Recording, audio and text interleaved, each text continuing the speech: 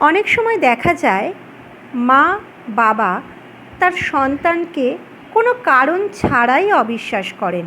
এমন নয় যে সন্তান মিথ্যে বলে, কিন্তু মা বাবার মনে কোথাও যেন একটা অবিশ্বাস কাজ করে।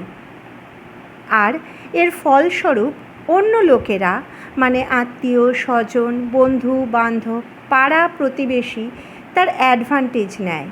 অনেক ক্ষেত্রে হয়তো বাচ্চাটি অনেক বিপদের সম্মুখীনও হয়। বাচ্চাকে বিশ্বাস করাটা দরকার।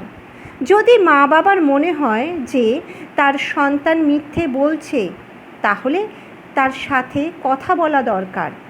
যদি মনে হয় এই মিথ্যে বলাটা তার অভ্যেসে পরিণত হচ্ছে বা অসুখে পরিণত হচ্ছে, তাহলে কাউন্সেলিং করানোটা হয়তো দরকার, তাই না?